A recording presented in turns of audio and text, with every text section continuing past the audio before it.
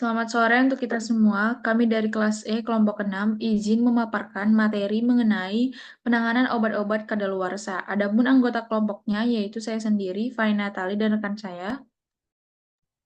Perkenalkan, nama saya Melisa Zevania Zaya. Perkenalkan, nama saya Rizky Adiputra Siagian. Perkenalkan, nama saya Yesda Magdalena Lumenggal. Perkenalkan, nama saya Rizky Ramadhani.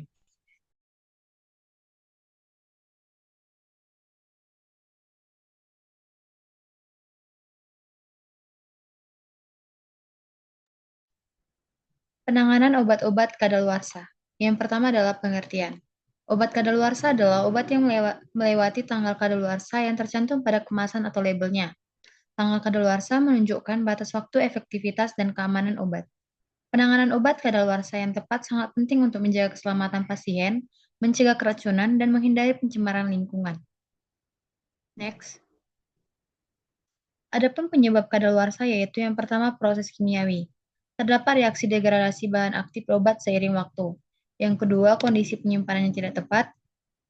Adanya paparan panas, kelembapan, atau cahaya dapat mempercepat proses kadaluarsa.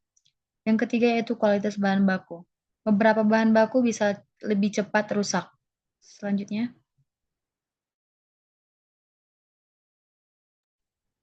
Risiko penggunaan obat kadaluarsa. Yang pertama, efektivitas berkurang seperti obat tidak memberikan efek yang diinginkan atau terapi yang tidak optimal. Yang kedua, reaksi samping berbahaya, yaitu beberapa obat kadaluarsa dapat memicu efek samping yang berbahaya. Yang ketiga, keracunan, yaitu obat yang sudah terdegradasi dapat menghasilkan senyawa beracun.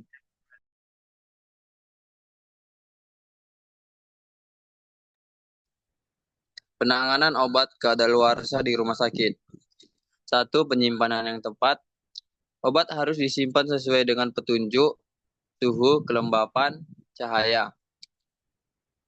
Terus, pengaturan rotasi stok untuk memastikan obat tidak melewati tanggal kadaluarsa.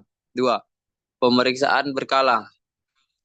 Lakukan pengecekan rutin terhadap obat-obat di gudang atau apotek untuk memastikan tanggal kadaluarsa. 3. Pengelolaan stok. Gunakan sistem FIFO, first in, first out untuk memastikan obat yang lebih dulu diterima digunakan terlebih dahulu. Tandai obat yang mendekati kadaluarsa untuk segera diprioritaskan. Next.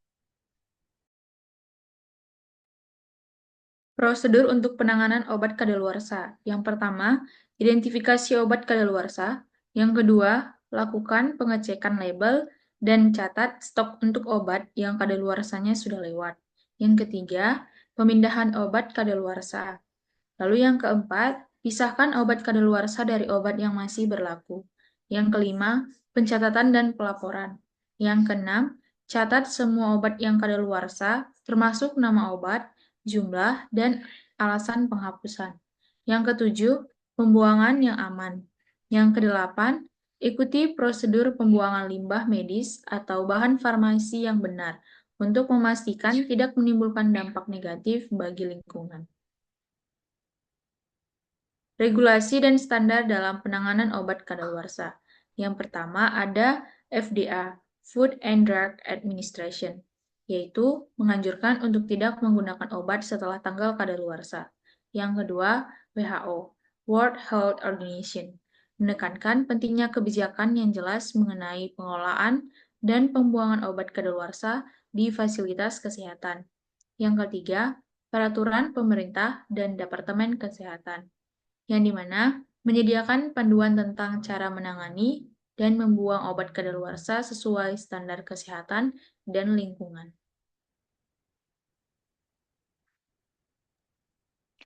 Dampak lingkungan dari pembuangan obat kadaluarsa. Yang pertama ada pencemaran air. Obat yang dibuang sembarangan, baik ke saluran pembuangan rumah tangga, sungai, atau danau, dapat masuk ke dalam sumber air tanah atau permukaan.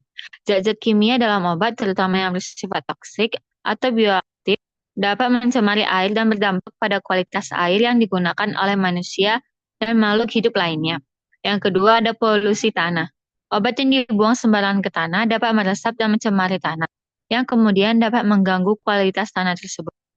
Obat-obat yang tidak terurai dengan cepat akan mengganggu keseimbangan kimia tanah dan dapat membahayakan mikroorganisme tanah yang penting untuk proses alami. Lalu ada dampak pada hewan dan tanaman. Obat-obat yang masuk ke lingkungan bisa membahayakan kehidupan liar dan tanaman. Pada hewan liar yang terpapar obat-obat yang terbuang ke lingkungan dapat mengalami keracunan atau gangguan kesehatan. Pada tanaman, terutama yang berbahan kimia kuat, dapat mencemari air tanah atau tanah yang digunakan oleh tanaman untuk tumbuh. Tanaman yang menyerap zat beracun ini bisa mengalami kerusakan, mengurangi produktivitas, atau bahkan mati.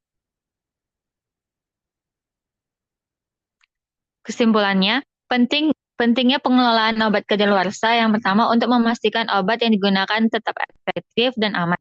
Lalu untuk mencegah risiko kesehatan bagi pasien dan keracunan. Prosedur yang benar, yang pertama identifikasi, pemisahan, pencatatan, dan pembuangan obat kadaluarsa harus dilakukan dengan hati-hati. Lalu ada tanggung jawab bersama. Apotek, rumah sakit, dan fasilitas kesehatan lainnya harus bekerja sama untuk mengelola obat kadaluarsa dengan aman. Sekian dari hasil dan penjelasan tentang penanganan obat-obat kadaluarsa dari kelompok kami. Jika ada kesalahan, kami mohon maaf. Terima kasih.